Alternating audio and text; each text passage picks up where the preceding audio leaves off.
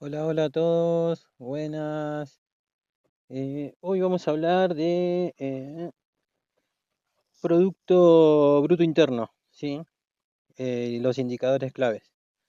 Bueno, el Producto Bruto Interno es el que mide la producción total de bienes y servicios finales de un país en un periodo determinado. Se calcula a precio de mercado, o sea, sumando solo los bienes finales para evitar contar dos veces los insumos. Eh, Por ejemplo, se incluye el auto vendido al consumidor final, pero no cada rueda vendida, como si fuera por separado. Y este indicador lo que refleja es el nivel de actividad económica, ¿sí? Si el Producto Interno Bruto sube, entonces significa que el país produce más. Eh, Otros indicadores macroeconómicos claves son el índice de precio al consumidor, ¿sí? Que es el IPC, que mide la inflación, el aumento generalizado de precios. Y la tasa de desempleo, que es el porcentaje de la población activa sin empleo. También siguen la deuda pública y la balanza comercial, ¿sí? Que son las exportaciones menos las importaciones.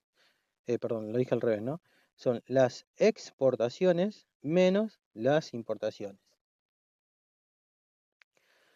Bueno, esto no lo que dan cuenta es la sostenibilidad fiscal y externa.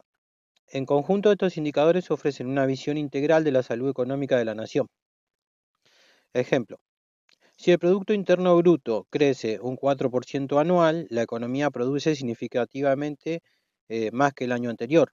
Si la inflación es alta, esto significa que los precios subieron mucho, mermando el poder adquisitivo. Si aumenta el desempleo, sugiere enfriamiento económico. Perdón. Eh, el sector público, ¿sí? El gobierno, planifica sus ingresos y gastos mediante un presupuesto nacional anual. La ley exige al Poder Ejecutivo proyectar todos los ingresos y egresos del Estado para ese año. Los ingresos provienen mayoritariamente de impuestos y préstamos o transferencias, mientras que los egresos son el gasto público en áreas como salud, educación, seguridad, subsidios, etc. En el presupuesto se buscan tres posibles resultados, ¿sí? El superávit, que es cuando los ingresos son más que los gastos, el equilibrio, cuando los ingresos son igual a los gastos, o el déficit, que es cuando los gastos son mayores a los ingresos. Si hay déficit fiscal, el Estado tiene que cubrir la diferencia con ahorros previos, deuda o emisión de dinero, ¿sí? La deuda son los préstamos que se piden a, a otros gobiernos o entidades privadas. Por ejemplo, la clase de economía que tuvimos con el profe nos había ilustrado que un déficit recurrente equivale a gastar hoy en deuda que van a pagar las generaciones futuras, ¿sí? Eh, bueno, el gobierno tiene que tomar políticas frente a todo esto, ¿sí? Y una de ellas es la gestión presupuestaria. O sea, el presupuesto nacional detalla cuánto va a recaudar el Estado y cuánto va a gastar por los rubros. Si en la ejecución final se gastó más de lo recaudado, bueno, ahí aparece un déficit. Las familias lo cubren vendiendo ahorros o pidiendo préstamos y el Estado puede pedir deuda o, en el caso de nuestro país, imprimir pesos. Y la disciplina fiscal consiste en mantener el presupuesto cerca del equilibrio, ¿sí? Que es clave para evitar inflación y una deuda insostenible. Sin embargo, cuando hay déficit persistente, los gobiernos a menudo recurren al financiamiento monetario, lo cual puede alimentar la inflación. Entonces, las políticas fiscales determinan cuántos impuestos cobra el Estado y cómo distribuye el gasto. La gestión presupuestaria establece la hoja de ruta anual de ingresos y egresos. Eh, un presupuesto balanceado o con superávit permite ahorrar para el futuro, ¿sí? mientras que el déficit crónico obliga a endeudarse y podría vulnerar la estabilidad macroeconómica.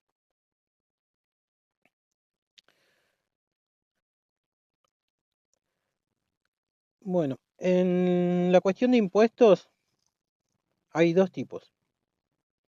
Tenemos el impuesto progresivo y el regresivo. Los progresivos son los que cobran proporcionalmente más a quienes más tienen. Es decir, la tasa impositiva aumenta con el nivel de ingresos o patrimonio. Por ejemplo, un impuesto a la renta personal con alícuotas crecientes es progresivo. Un millonario paga un porcentaje mayor que un asalariado medio. ¿Sí? Los impuestos regresivos son los que cobran proporcionalmente más a quienes menos tienen. Y en la práctica esto ocurre cuando un impuesto uniforme, por ejemplo un IVA o un impuesto fijo, representa un mayor porcentaje del ingreso de un hogar que es pobre que el de un hogar rico. Por ejemplo, supongamos que un hogar de ingresos bajos gasta casi todo su salario cada mes y paga 21% de ese monto en el IVA solamente. Mientras que una familia de ingresos altos que gasta un porcentaje menor de su ingreso destina apenas el 2,1% al mismo impuesto. En este caso el IVA actúa como un impuesto regresivo. El que tiene menos paga más en proporción a sus ingresos y en cambio un impuesto progresivo, como un impuesto a la riqueza o a la renta con tramos crecientes, haría pagar a los ricos un porcentaje mayor de sus ingresos, aliviando la carga relativa sobre los pobres. Por ejemplo, si la jubilación mínima es de 100.000 pesos y se paga 21.000 en IVA, que es el 21% del ingreso, mientras un ejecutivo de un gran salario paga solo 2,1% de su ingreso en IVA, se ve que el pobre aporta mucho más, proporcionalmente, ¿no? Así se explica que el por qué se dice que el IVA es regresivo y castiga más al consumidor de menos recursos. En general, en la política fiscal se busca un equilibrio. Impuestos progresivos pueden reducir la desigualdad, mientras que los regresivos se usan por facilidad de recaudación, pero requieren también contrapesos, transferencias o subsidios para no aumentar la brecha social. La estructura tributaria de un país, ¿sí? La combinación de impuestos al consumo, al ingreso, al patrimonio, determina cómo se distribuye la carga impositiva. Por ejemplo, un sistema que recauda mayormente vía impuestos directos, ¿sí? Con IVA especiales, eh, tiende a ser más regresivo, porque las rentas bajas destinan gran parte de su ingreso al consumo gravado. Un sistema con impuestos directos fuertes, ¿sí? Que es la alicuota alta, eh, a la renta o al patrimonio, ¿sí? Es más progresivo, pero puede hoy estoy mal, perdón. Desincentivar inversión o permitir ilusión si no se controla bien. Eh, bueno, impuestos al consumo, como el IVA o los especiales y el tabaco, combustibles, son fáciles de recaudar. Una minoría de grandes empresas controla la mayor parte de las rentas, pero son progresivos, al gravar todas las compras por igual. El impuesto representa una carga mayor en el ingreso de los hogares pobres. Por ejemplo, gravar el alcohol o el combustible eleva los precios de bienes necesarios sin necesidad de distinguir la capacidad de pago del comprador.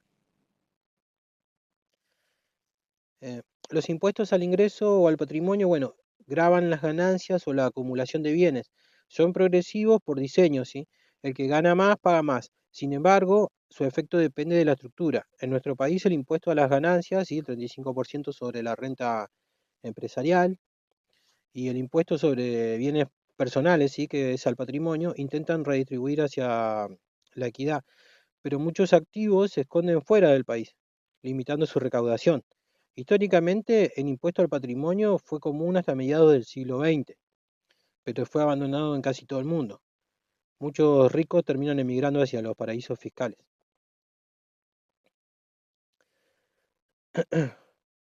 Los efectos distributivos, ¿sí? Una estructura con demasiados impuestos regresivos, ¿sí? Consumo, servicios, va a tender a aumentar la desigualdad, porque los más pobres entregan una mayor parte de sus ingresos al Estado. Por el contrario, un mayor peso de impuestos que son progresivos pueden aliviar la presión fiscal sobre los de menores recursos. Entonces, países con amplio estado de bienestar, ¿sí? Como Escandinavia, combinan altos impuestos a la renta y patrimoniales con amplias transferencias, mientras que economías con menor capacidad de recaudación, ¿sí? Que son los países en desarrollo, dependen más del IVA y de los tributos indirectos. En Argentina, la estructura impositiva fue tradicionalmente regresiva. El IVA y las cargas sociales ocupan un gran lugar en la recaudación, lo que exige después políticas compensatorias, asignaciones familiares, tarifas sociales, para mitigar el impacto sobre los sectores vulnerables.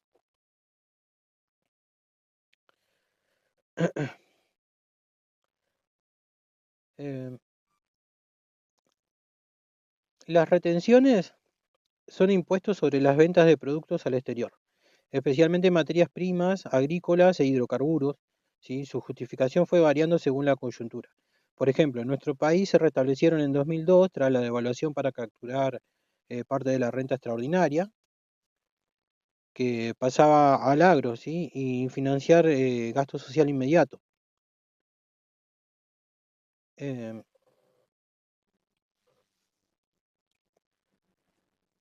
bueno, con ese fin se impuso un porcentaje del precio de exportación, por ejemplo, el impuesto a la soja, que fue del 30%, y la idea era compensar la pérdida de ingresos fiscales después de la crisis, amortiguando el impacto de la devaluación sobre las cuentas del Estado.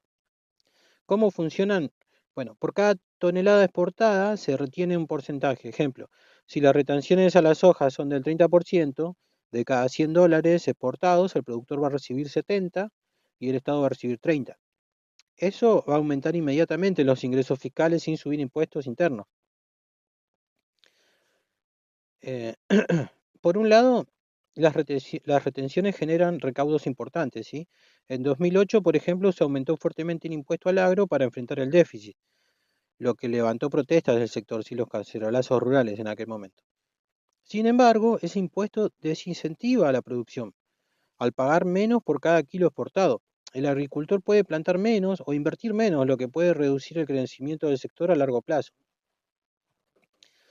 En 2018, la caída de los precios internacionales de la soja y el mal año agrícola, los incendios, todo eso provocó una brusca caída de las exportaciones, lo que se reflejó en un menor Producto Bruto Interno, ¿sí? Y también una inflación elevada. Ahora, hay estudios que señalan que las retenciones tienden a abaratar internamente los alimentos básicos, porque al gravar el precio de exportación, la oferta doméstica de bienes como carne y cereales aumenta y reduce eso el precio local. Esto puede reducir la pobreza en el corto plazo, pero no obstante, dicho subsidio implícito al consumidor se concentra en quienes consumen más. En nuestro país, gran parte de la canasta la adquieren los quintiles de ingresos medios, ¿sí? De los ingresos medios altos. En cambio, los productores primarios, que son los propietarios de tierras y trabajadores rurales de baja calificación, ven cómo cae su rentabilidad. Las retenciones afectan principalmente la renta de la tierra y en menor medida los salarios del agro. Además, como estos impuestos no se coparticipan con las provincias, concentran aún más recursos en el gobierno nacional.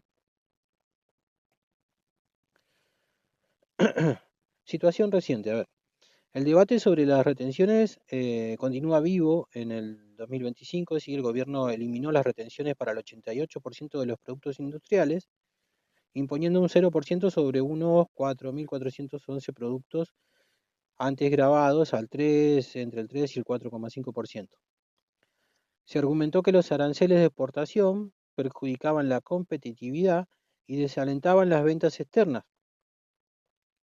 Según el decreto oficial, esta medida busca fomentar el empleo, las exportaciones y el valor agregado, sin comprometer el equilibrio fiscal, lo que ejemplifica cómo las retenciones son objeto de ajuste según objetivos de corto plazo. En suma, las retenciones son un instrumento fiscal especial. Sirven para captar divisas y recursos en momentos críticos o para redistribuir ganancias extraordinarias, pero con costos evidentes en la producción agrícola y controversias políticas. Su estudio ilustra el choque entre un enfoque redistributivo, bajar precios de la canasta, y uno liberal, que es no distorsionar los mercados externos, en la política económica actual. La inflación es el crecimiento sostenido y generalizado del nivel de precios, ¿sí? No basta con que suba uno o pocos productos por escasez. Para hablar de inflación, los precios deben subir de forma amplia y permanente en el tiempo. Por ejemplo, una sequía encarece temporalmente el tomate o un sismo que reduce la oferta local con shock de ofertas específicos. Pero no se considera inflación en el sentido estricto si después los precios vuelven a la normalidad. Las causas de la inflación pueden ser diversas. En la teoría monetarista clásica, la inflación responde a un aumento excesivo de la oferta monetaria. Si el Banco Central emite mucho dinero para financiar gastos, bueno, va a haber más pesos persiguiendo la misma cantidad de bienes, elevando los precios. Por eso, la principal receta suele ser una política monetaria restrictiva, contraccionista, subir la tasa de interés y quitar liquidez para enfriar la demanda. En contraste, la visión desarrollista o estructuralista sostiene que en economías periféricas, ¿sí?, como en nuestro país, la inflación también surge de desequilibrios estructurales. Problemas como baja productividad, escasez de bienes transables, dependencia de importaciones o un sistema tributario regresivo que no promueve ahorro ni inversión. Pueden mantener presiones inflacionarias que son constantes, ¿sí? En cualquier caso, las consecuencias de la inflación son graves, destruye el poder adquisitivo de los salarios, sobre todo de los más pobres, y genera también incertidumbre. Para combatirla, bueno, los gobiernos suelen combinar varias medidas.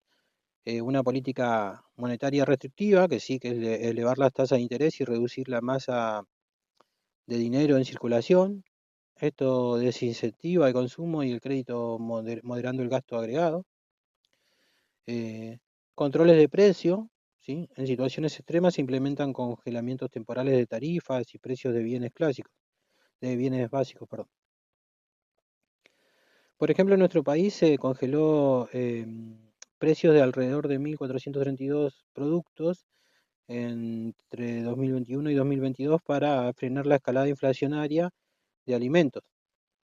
La idea era impedir subas adicionales mientras se estabilizaba la economía, aunque estos controles, bueno, pueden crear escasez o mercados paralelos. La disciplina fiscal busca reducir el déficit público y la emisión monetaria asociada, ¿sí? Si el Estado gasta más de lo que recauda, tiende a cubrir esa brecha imprimiendo dinero, lo que impulsa la inflación. Así, equilibrar ingresos y gastos es clave para quitar presión inflacionaria. Recordemos que cada 100 recaudados solo se destinan 2,80 a pagos de deuda, por lo que la emisión suele ser la variable de ajuste. Eh, Otras medidas, ¿sí?, pueden ser ajustes en tarifas de energía, transporte, acuerdo de precios y salarios, concertación social y fortalecer la producción local para aliviar las presiones de importación. Bueno, para recapitular con claridad, ¿sí?, el cálculo del Producto Interno Bruto por el enfoque del gasto suma cuatro grandes agregados, ¿sí? El consumo incluye todo el gasto de los hogares en bienes y servicios para uso final, alimentos, indumentaria, transporte, educación, salud, ocio, etc. Refleja el nivel de demanda interna y la confianza de los consumidores. 2. El gasto del gobierno. Comprende los desembolsos del sector público en salarios de empleados estatales, eh, obras de infraestructura, defensa, salud y educación pública. Excluye transferencias como jubilaciones o subsidios porque esos pagos no implican producción directa de bienes o servicios. 3. Inversiones. Se refiere a la formación bruta de capital fijo, compras de maquinaria, equipos, construcciones y la variación de inventarios de las empresas. Refleja la capacidad futura de producción. Más inversión hoy significa mayor potencial productivo mañana. Y cuatro, ¿sí? Las exportaciones netas. Eh, Exportaciones decimos, bueno, bienes y servicios producidos internamente y vendidos al exterior. Y cuando decimos importaciones son los bienes y servicios producidos en el exterior y comprados por residentes. Su diferencia muestra que si un país es neto vendedor va a tener un superávit comercial, o si es comprador neto va a tener déficit comercial, ¿entendés? De productos al mundo, ¿sí? Bueno, entonces, em, de este modo, cada peso de producción se asigna a uno de esos cuatro destinos finales, ¿sí? Bueno, también para recordar que según el balance entre ingresos y egresos del presupuesto nacional podemos distinguir tres escenarios, ¿sí? Habíamos dicho superávit fiscal, que es cuando los ingresos, que la recaudación por impuestos, tasas y otras fuentes superan los gastos del Estado. ¿Qué implica? Que permite destinar el excedente al ahorro del sector público, la reducción de deuda o la creación de fondos de reserva o a inversiones de capital sin recurrir al financiamiento externo. Eh, el equilibrio fiscal es cuando los ingresos y los gastos están en empate, es decir, ingresos igual que gastos. ¿Qué implica? Que el Estado financia exactamente el gasto público con la recaudación obtenida, evitando necesidad de endeudamiento o emisión de dinero. Déficit fiscal cuando los gastos del Estado exceden los ingresos disponibles. Implica que para cubrir la brecha el Estado tiene que recurrir a una o varias de esas fuentes, ¿sí? Que puede ser de eh, deuda pública, emitir bonos en el mercado interno o externo, emisión monetaria, o sea, imprimiendo dinero, lo que suele presionar al alza los precios, ¿sí? La inflación, o el uso de reservas y ahorros previos, que son fondos acumulados en ejercicios anteriores, ¿sí? Mantener superávit o equilibrio es la clave para la sostenibilidad a largo plazo. Un déficit persistente puede requerir ajustes de política, aumentar ingresos vía impuestos o recortar gastos para evitar una espiral de endeudamiento e inflación. La curva de Laffer es un modelo gráfico que ilustra la relación entre la tasa impositiva y la recaudación fiscal total. Su forma característica de campana, bueno, responde a unos puntos que son claves, ¿sí? Primero, la tasa del 0%, ¿sí? La recaudación cero. Si no hay impuesto, obviamente no ingresan nada a la cerca del Estado. La tasa del 100% también es recaudación cero. Si todo lo que ganás se lo queda al fisco, y bueno, nadie va a tener incentivo para producir o declarar ingresos, así que la recaudación va a caer a cero. Y el óptimo intermedio, ¿sí? En algún punto entre 0 y 100% existe una tasa que maximiza la recaudación por debajo de ese punto. Subir impuestos aumenta ingresos por encima, ¿sí? Los ingresos comienzan a caer porque la presión fiscal desincentiva la actividad económica y fomenta la evasión o la salida de base disponible. Si un gobierno sube demasiado la carga impositiva, bueno, va a terminar em, disminuyendo su propia recaudación, porque empresas y contribuyentes van a evadir, van a reducir su actividad o directamente se van a ir a jurisdicciones más amigas. Y por el contrario, una tasa muy baja sacrifica ingresos que podrían financiar el gasto público y los servicios. La clave de la política fiscal, por tanto, está en encontrar ese equilibrio dinámico, ¿sí? Una presión impositiva lo bastante alta como para financiar las necesidades del Estado, sin ahogar la inversión, el trabajo ni alentar la evasión. Bueno, eso es todo por ahora y nos vemos en la próxima.